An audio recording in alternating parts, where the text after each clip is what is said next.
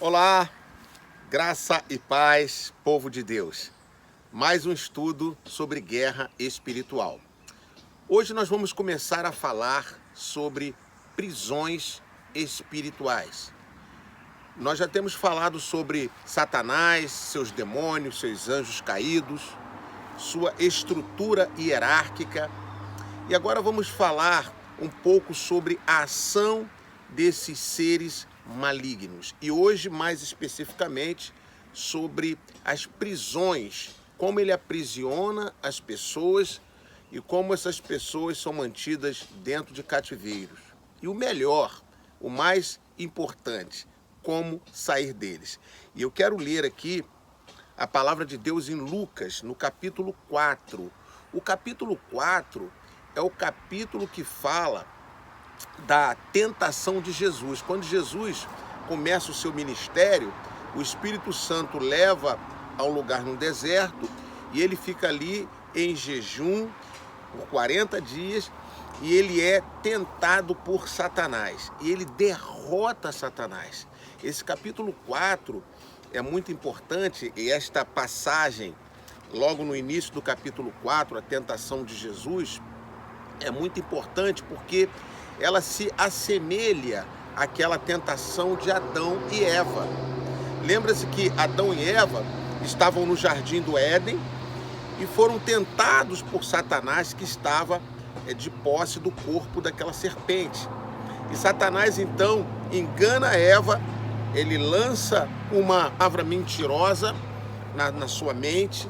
Já vimos aqui que a mente é o campo de batalha espiritual preferido aí de Satanás e seus agentes malignos. A mente de Eva é atingida, né?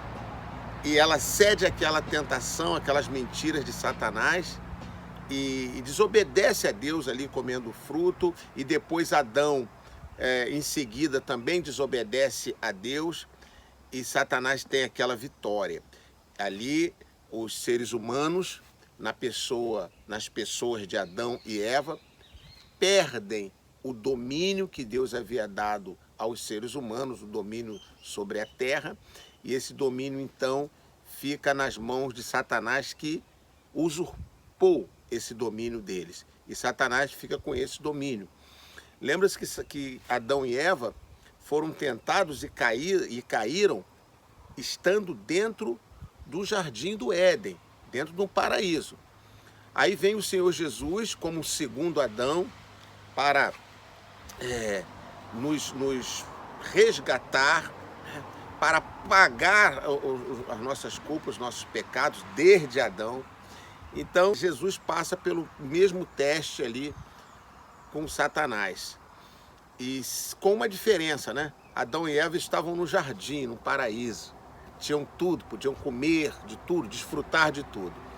Já Jesus não, estava num deserto, não tinha nada, estava em jejum. Então a tentação de Jesus foi ainda mais pesada do que a tentação de Adão e Eva. E veja que Jesus passou. Jesus derrotou Satanás. Como que Jesus derrotou Satanás? Com a palavra de Deus. Como que Satanás derrotou Adão e Eva? Com a palavra de Deus distorcida, distorcendo a palavra, engano, mentira. Por isso que Jesus disse certa vez, lá em João 8, que Satanás é o pai da mentira, ele é enganador. E as pessoas estão debaixo de mentira no mundo. Há muita mentira, muito engano. Porque Satanás trabalha com a mentira o tempo todo, o tempo todo. Agora, Jesus usa a palavra de Deus, a verdadeira palavra de Deus, e derrota Satanás. Quando Satanás dizia algo, Jesus dizia, mas está escrito. Pá! Era o que Eva tinha que ter dito, era o que Adão tinha que ter dito. Deus falou. Deus falou. Naquela época, não havia, a Bíblia não estava escrita, a palavra de Deus não estava escrita, né? Mas eles podiam dizer, Deus falou assim, Satanás. Mas eles não fizeram isso. Aceitaram as mentiras de Satanás e caíram. Então eles foram expulsos, Satanás passou a ter domínio sobre a terra, sobre as pessoas, através de engano, e desde então ele vem aprisionando as pessoas, vem dominando, vem humilhando, vem maltratando. Mas, na plenitude dos tempos, veio o Senhor Jesus. Deus enviou o seu Filho. E Jesus derrotou Satanás. Amém? Jesus derrotou Satanás na cruz.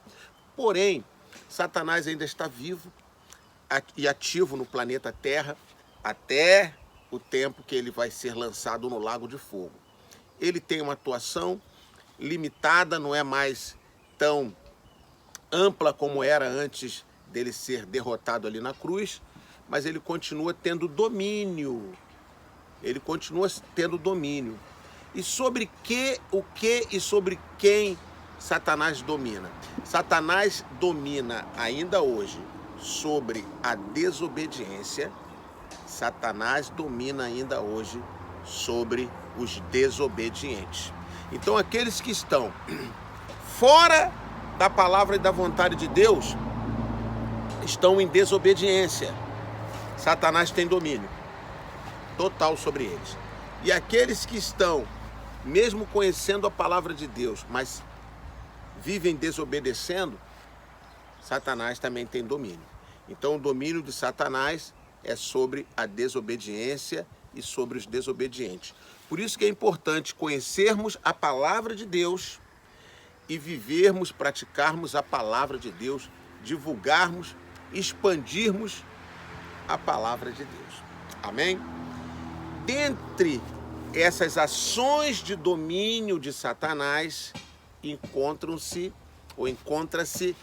as prisões de Satanás. E hoje nós vamos começar a falar sobre isso e vamos ver alguns tipos de prisões. E eu quero começar então lendo aqui Lucas capítulo 4, só que nós já vamos ler quando Jesus está numa sinagoga, depois dessa tentação que ele travou com Satanás, depois dessa guerra ali no deserto.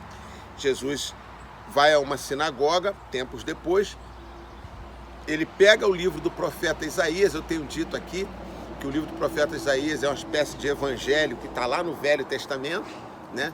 Fala tudo sobre a vida de Jesus, né? Nascimento, vida, morte, ressurreição, reino, governo, tudo isso está no livro do profeta Isaías. E Jesus pega ali o livro do profeta Isaías e lê um texto. Quando ele termina de ler esse texto, ele diz: hoje está se cumprindo esta palavra do profeta Isaías. Vamos ler, porque é um texto muito bonito. Eu quero ler a partir do versículo 14, diz assim a palavra de Deus.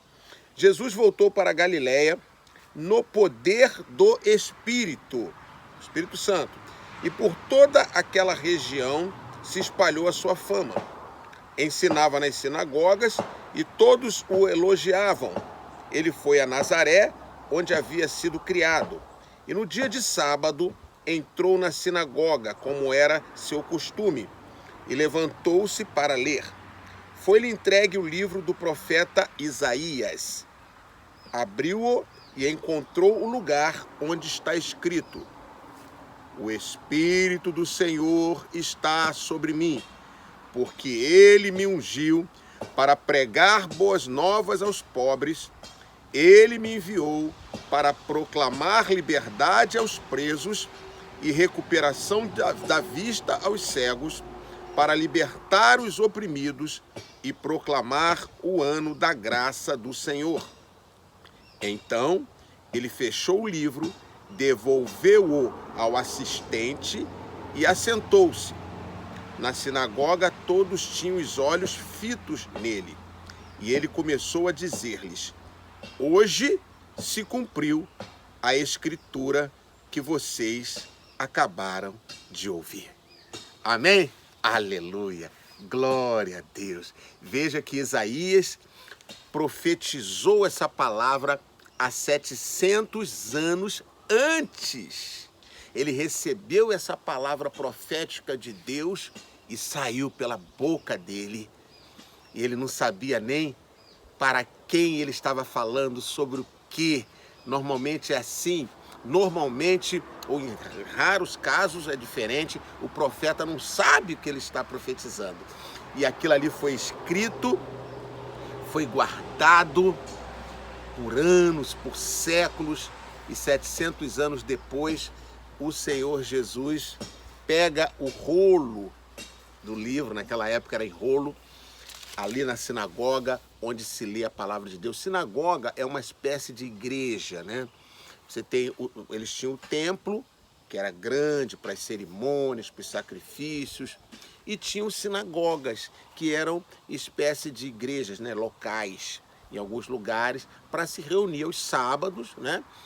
E por isso que você vê, aqui foi dito, né, que Jesus era costume, todo sábado, todo Shabá, ele ia à sinagoga, né?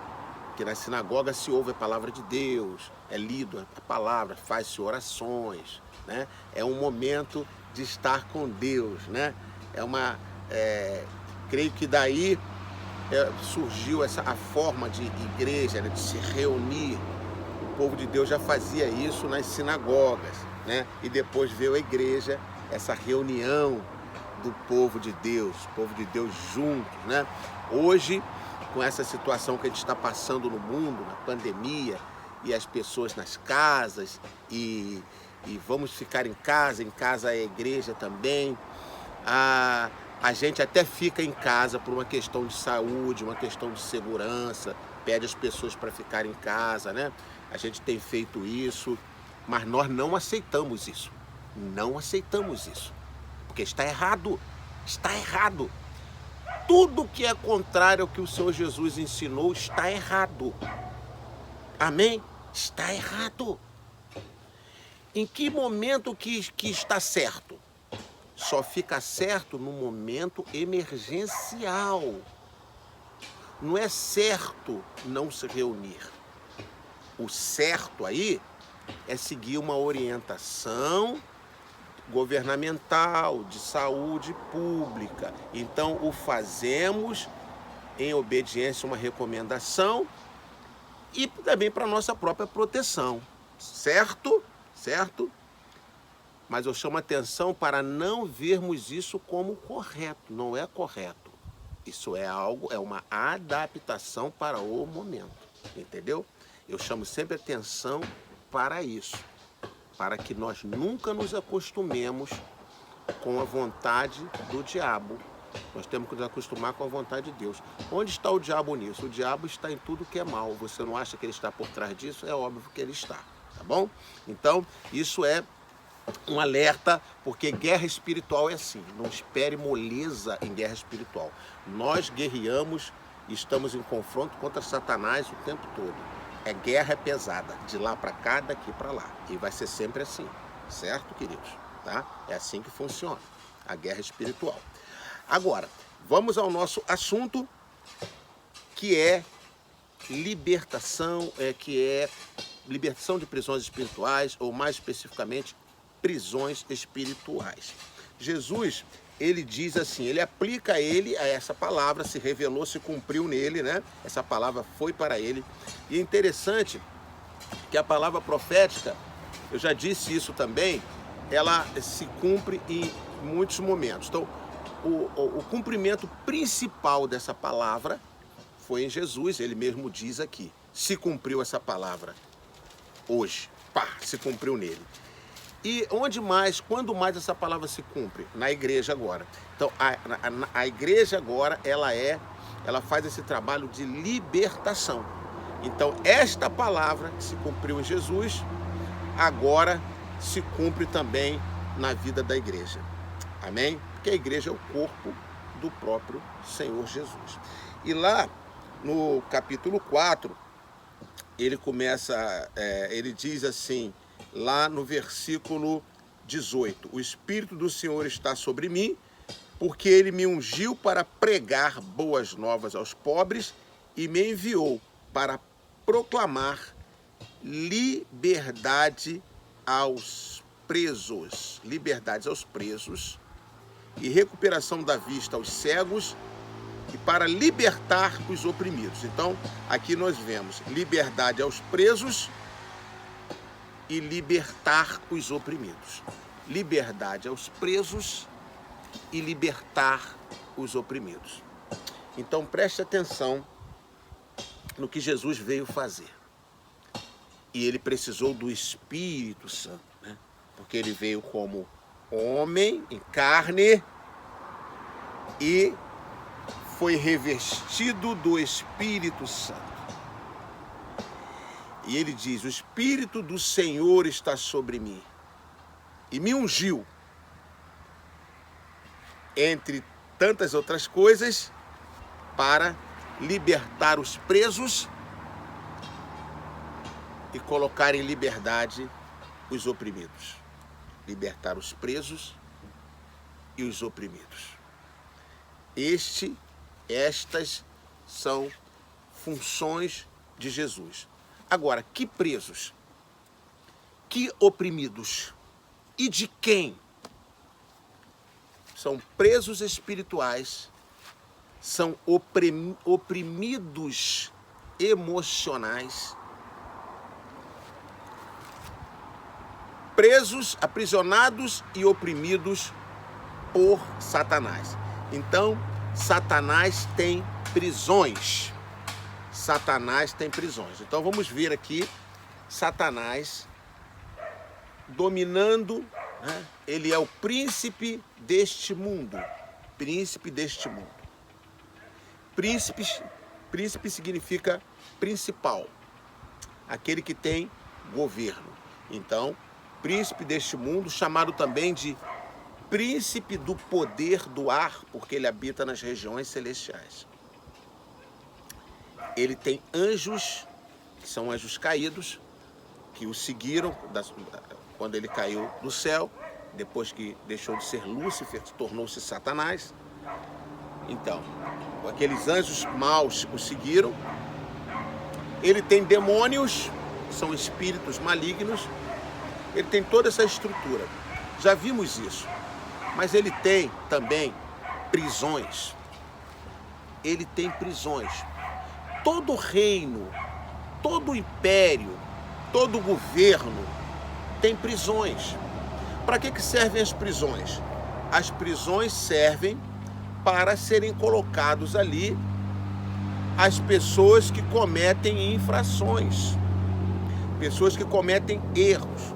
Então, todo país, todo império, todo governo tem prisões.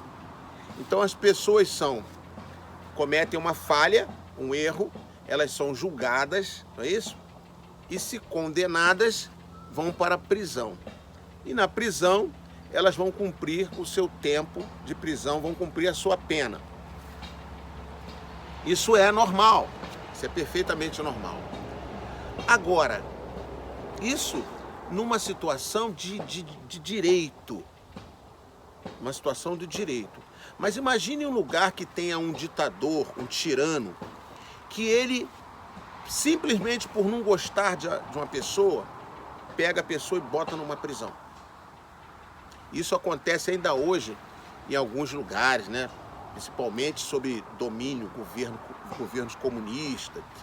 Isso acontece ainda hoje. Não gosta da pessoa, aprisiona. A pessoa não fez nada de errado. Mas se nós olharmos, lembrarmos um pouquinho, ali no tempo de Hitler, da Segunda Guerra, o que ele fez? Ele aprisionou os judeus e outras minorias. Aprisionou os judeus. Os judeus fizeram alguma coisa para serem presos? Não. Pessoas normais entravam nas casas só por ser judeu e aprisionavam. Hitler mandava prender. Então, eles aprisionavam. Aprisionavam em lugares que foram chamados de campos de concentração. Grandes campos. Aprisionavam milhares, milhões. E ali colocavam homens, mulheres, crianças, nus, sem roupas, não tinha banheiro. Eles faziam suas necessidades ali mesmo, e ali ficavam, não recebiam alimento, né? E trabalhavam forçado até morrer. E lançavam nas covas e botavam outros. Então, a maldade da maldade. a malignidade da malignidade. Se há uma malignidade assim maior já vista na história do mundo, foi o que Hitler fez com os judeus. Agora vejam bem, os judeus completamente inocentes. Eles eram colocados numa prisão e sofriam tudo isso que eu falei e eram mortos. E assim ele fez com 6 milhões de judeus. 6 milhões de judeus, né? Claramente nós vemos Hitler incorporado por Satanás, por um espírito enviado por Satanás, um espírito maligno, sabe, que semelhante ao espírito maligno que estará no anticristo final. Então Hitler foi um tipo de anticristo. E o anticristo, no final dos tempos, ele será incorporado pelo próprio Satanás. Não será errado pensar que o próprio Satanás não tenha se incorporado em Hitler, porque Hitler foi um tipo de anticristo, como outros tipos de anticristo já existiram nesse mundo. Então ele cometeu essa malignidade. Aí eu quero falar para vocês como que Satanás opera com prisões. Ele opera dessa forma que Hitler operou. Ou seja, a pessoa inocente, a pessoa que não fez nada, a pessoa que não fez nada por merecer aquilo, é lançada numa prisão. Nessa prisão não tem cuidados, não tem trato nenhum, porque ainda que preso, a pessoa tem que ter um mínimo de dignidade. Ah, mas ele não foi digno com a pessoa que ela fez alguma maldade ou que roubou. Sim, mas você é da mesma qualidade dela? Não. Ela está presa porque ela errou. Você está solto, prendendo essa pessoa, porque você não é do mesmo tipo dela. Então você não vai fazer a mesma coisa. Porque ela maltratou, você vai maltratar. Não. Vai cumprir a pena estabelecida. Ou seja, é prisão, a perda da liberdade. Isso é o normal, isso é o certo. Mas, em governos tiranos, ou o próprio Satanás, não tem regra nenhuma. Então, maltrata os presos. Ele não tem comida, não tem alimentação, não tem aonde fazer suas necessidades fisiológicas. E vão definhando, pode ficar doente, pode morrer. Esse é o tipo de prisão que Satanás coloca as pessoas. Que pessoas que ele coloca? Ele coloca qualquer pessoa, porque ele odeia os seres humanos. A começar daquelas pessoas que servem ele. As pessoas que servem ele são as primeiras a serem lançadas nas prisões satânicas. São as primeiras. E depois, todas que não têm a proteção do sangue de Cristo. Que não tem aquela cerca que Deus coloca e protege os seus filhos, são lançados em prisões. E se um desses que tem até a marca de Cristo, que tem a cerca de proteção, se abrirem a cerca voluntariamente, se derem lugar ao diabo, ele também coloca em prisões, tá? Também coloca em prisões. Agora, o maravilhoso é a gente saber isso que Jesus disse aqui, no versículo 18. O Espírito do Senhor está sobre mim, porque Ele me ungiu para pregar boas novas aos pobres, Ele me enviou para proclamar liberdade aos presos e recuperação de vista aos cegos, para libertar os oprimidos. Isso aqui é que é maravilhoso. Então, se você está em alguma prisão, chegou a hora de você começar a arrumar as suas coisas para você sair delas, porque o libertador já está neste mundo e já está há bastante tempo e você está conhecendo ele agora. Se prepare para sair dessa prisão espiritual, emocional, seja qual for. Prisões assim são instituídas e governadas por Satanás, seus anjos e seus demônios. Mas chegou aquele que é o Rei dos Reis. Chegou aquele que é o príncipe da paz. Chegou aquele que é o libertador e é o Senhor Jesus. Hoje começa então o dia, o tempo da sua libertação. No próximo vídeo nós vamos falar mais um pouco sobre esses lugares, o que acontece dentro desses lugares e como especificamente sair deles. Bom, que Deus te abençoe, beijo no seu coração e eu quero orar pela sua vida. Você que se sente em alguma prisão, pode já começar a se alegrar, porque você não vai ficar nessa prisão. O Senhor Jesus chegou para pôr fim às prisões de Satanás. Eu vou orar por você. Senhor, meu Deus e meu Pai, louvado seja o teu nome. Eu abençoo esta vida, eu abençoo esta casa. Eu proclamo e declaro a tua libertação sobre esta vida, sobre esta casa, sobre esta família, em o nome do Senhor Jesus. Amém, amém e amém. Graças a Deus. Shalom.